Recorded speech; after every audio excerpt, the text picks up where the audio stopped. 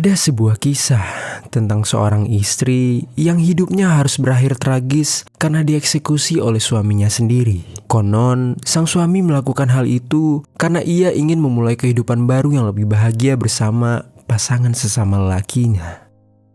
Gilanya, diam-diam sang suami telah merencanakan pengeksekusian itu selama bertahun-tahun lamanya. Jadi, begini kisahnya. Jessica Patel adalah seorang wanita berusia 34 tahun yang lahir di wilayah Leeds, West Yorkshire, Inggris. Di sana, Jessica hidup bersama keluarga besarnya, termasuk juga ayahnya yang bernama Jay Patel dan juga adik perempuannya yang bernama Minal Patel. Keluarga Jessica adalah keluarga imigran Hindu India yang memiliki suasana hangat dan penuh cinta. Oleh karena itu, Jessica pun tumbuh menjadi sosok yang lebih lembut dan penyayang, serta ia juga tenang dan dewasa di saat yang bersamaan. Sejak kecil, Jessica telah memiliki cita-cita yang sangat mulia, yakni ia ingin menjadi seorang istri sekaligus ibu di sebuah rumah yang hangat dan penuh cinta, sebagaimana rumah kedua orang tuanya. Di sisi lain, Jessica memiliki seorang teman lelaki yang telah dikenalnya sejak kecil. Lelaki itu bernama Mitesh Patel dan usianya 3 tahun lebih tua dari Jessica, yaitu 37 tahun. Tidak ada keterangan sama sekali mengenai identitas keluarga dari Mitesh di media, tetapi yang diketahui, keluarga lelaki itu merupakan sahabat dekat dari keluarga Jessica. Oleh karena itulah, Jessica dan Mitesh bisa saling mengenal. Sebenarnya hubungan Jessica dan Mitesh sempat merenggang seiring mereka bertumbuh dewasa. Namun, karena keduanya sama-sama menempuh pendidikan di University Manchester dengan mengambil jurusan farmasi, Mitesh dan Jessica pun perlahan kembali dekat karena sering bertemu di kampus mereka. Bahkan, ketika lulus di tahun 2006, Mitesh dan Jessica bersama-sama pindah ke Manchester untuk mengejar karir mereka sebagai seorang apoteker. Sayangnya, kedekatan itu tidaklah bertahan lama karena tiba-tiba Jessica harus pulang ke Leeds West untuk merawat ibunya yang sakit dan meninggalkan Mitesh di Manchester sendirian. Singkat cerita, ketika ibu Jessica meninggal dunia, Mitesh pun akhirnya mengunjungi Jessica di Leeds West untuk menghibur gadis itu.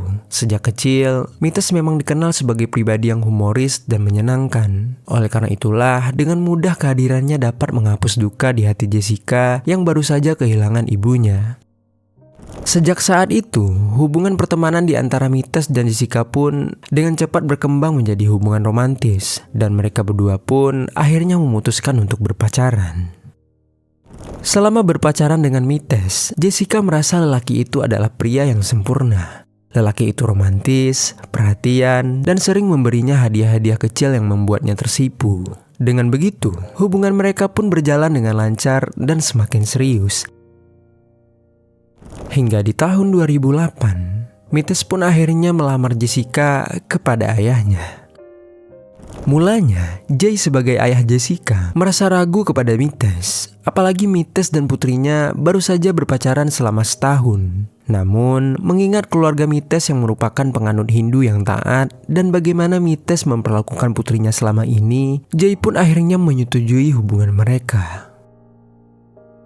Pernikahan Mitesh dan Jessica kemudian dilaksanakan setahun kemudian, tepatnya pada bulan Juli 2009. Mereka mengadakan pesta yang sangat mewah di halaman rumah keluarga Jessica yang berada di Leeds West.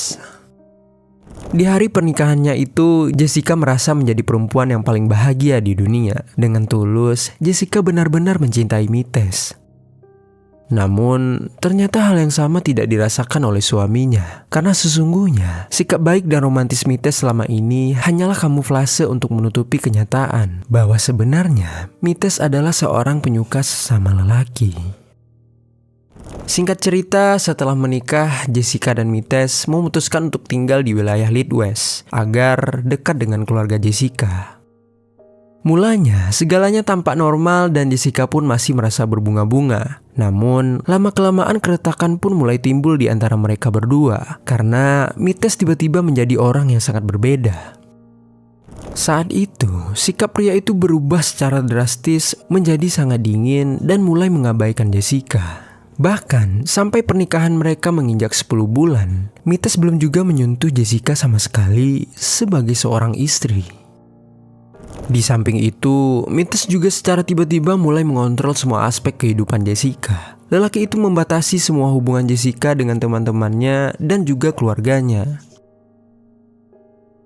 Sampai-sampai di bulan Februari tahun 2010, saat itu kakek Jessica jatuh sakit. Jessica yang ingin membantu keluarganya untuk merawat kakeknya itu tidak diberikan izin oleh Mites. Mites hanya memperbolehkan Jessica melakukan kunjungan singkat untuk menjenguk kakeknya. Padahal sebelum menikah, hubungan Jessica sangat dekat dengan kakeknya itu. Kemudian Jessica yang mendengar larangan Mites itu seketika mulai memberontak. Ketika berada di mobil saat pulang dari kunjungan itu, pertengkaran besar pertama mereka pun tak dapat terhindarkan.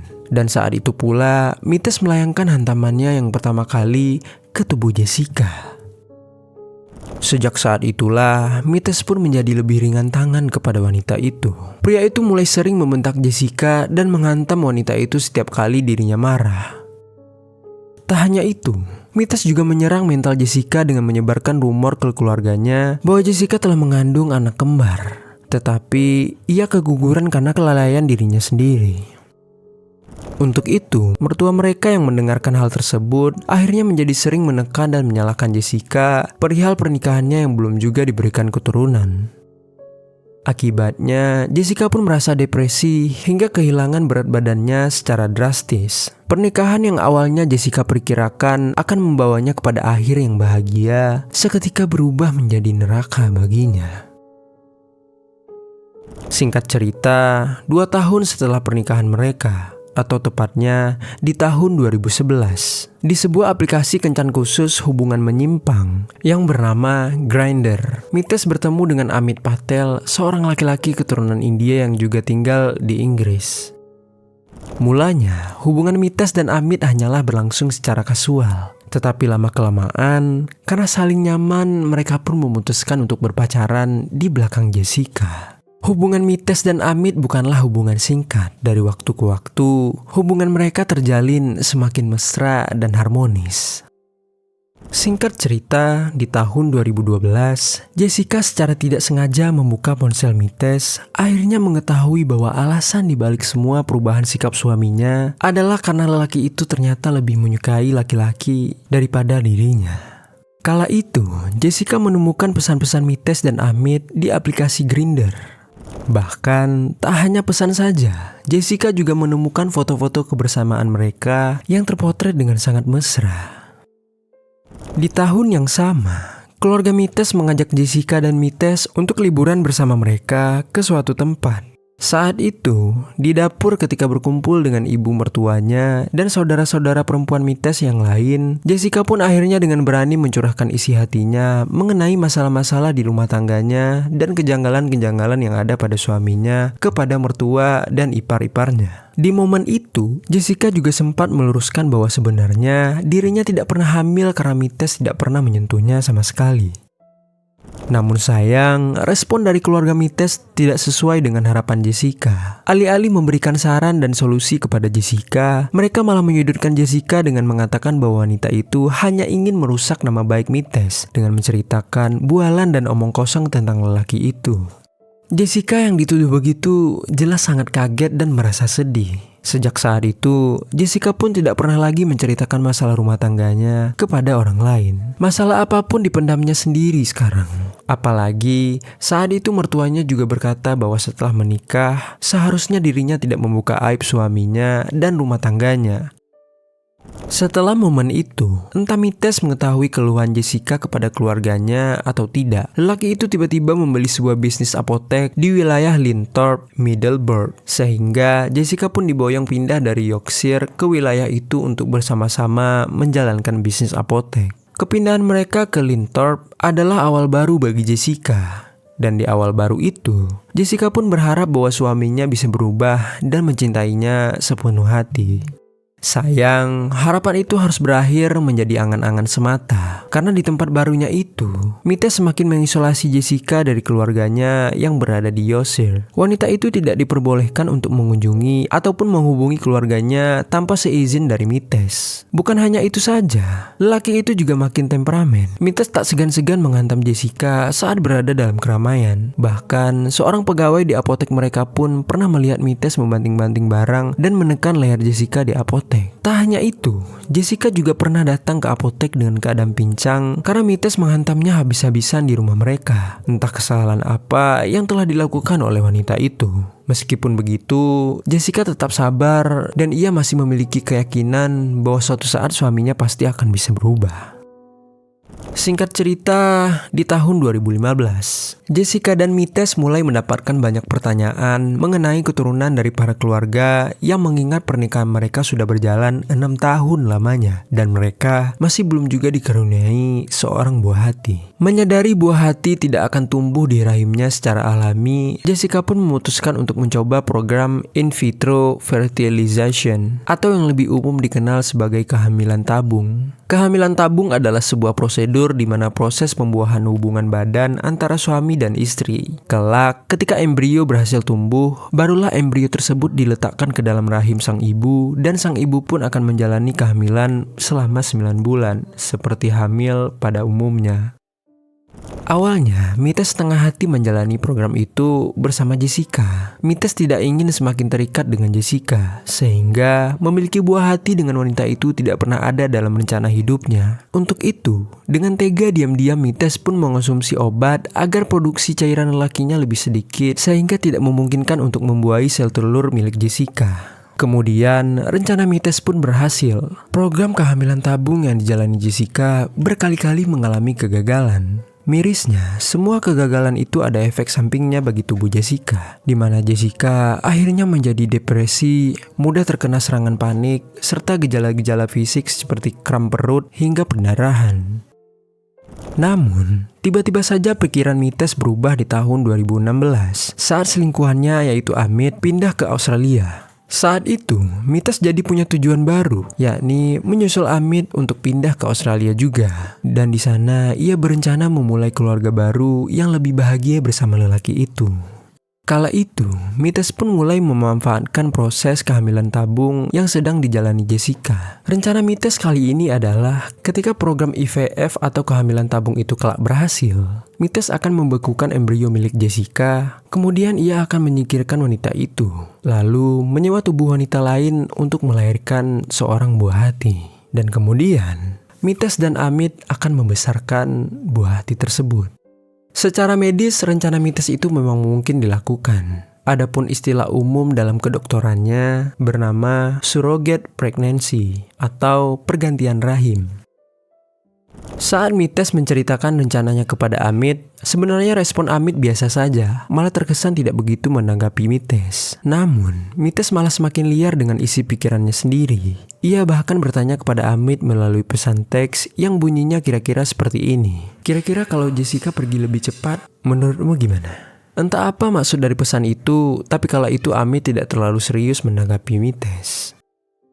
Singkat cerita, di tahun 2017, Jessica menemukan kembali chat mesra Mites dengan Amit. Mengetahui hubungan suaminya dengan lelaki itu masih berlangsung dan malah semakin mesra, Jessica pun tentu sangat kecewa. Di rumah mereka, ketika mereka sedang bersantai di ruang keluarga, Jessica pun berkata kepada Mites bahwa dirinya akan menghentikan program IVF-nya karena Mites tidak mencintainya lagi. Mendengar itu, Mites pun marah besar. Kalimat-kalimat manipulasinya mulai keluar dari mulut lelaki itu. Kemudian kepada Jessica, Mites pun mengatakan jika dirinya tidak mencintai wanita itu, maka sudah sejak lama Mites menceraikannya. Naas, Jessica termakan rayuan Mites. Wanita itu pun melanjutkan program IVF-nya. Setelah penantian panjang selama kurang lebih 2 tahun, akhirnya pada tanggal 9 Mei 2018, program IVF yang dijalani Jessica pun berhasil juga. Saat itu, dokter menginformasikan bahwa ada 3 embrio yang berhasil tumbuh dengan sehat. Mendengar itu, Jessica pun senang bukan kepalang. Wanita itu mengumumkan berita bahagianya itu kepada seluruh keluarganya dan tentunya kepada suaminya juga, yaitu Mites. Kala itu, Jessica sama sekali tidak mengetahui bahwa setelah embrionya berhasil berkembang, maka rencana Mites adalah menyingkirkannya. Setelah beberapa hari pengumuman bahagia itu, tepatnya pada tanggal 14 Mei 2018, sekitar pukul 7 malam, Mites pun mulai menjalankan misi untuk menyingkirkan Jessica dari kehidupannya. Mites telah menanti-nanti hari ini sejak lama, sehingga rencananya pun telah dipersiapkan sangat matang dan terencana. Mites yang telah berada di rumah terlebih dahulu menanti kepulangan Jessica dari apotek dengan sabar dari balik jendela. Tak lama menanti, sekitar 10 menit kemudian, Jessica pun akhirnya terlihat dari balik jendela dan sedang berjalan masuk ke dalam rumah. Seketika Mites pun mulai mengambil ancang-ancang dan begitu Jessica masuk, Mites pun menariknya ke titik buta CCTV rumahnya. Kemudian, ia menahan tubuh wanita itu dari belakang secara paksa. Lalu, memasukkan sekitar 3 mili insulin ke tubuh wanita itu. Jessica sempat meronta tetapi tenaganya kalah dengan Mites.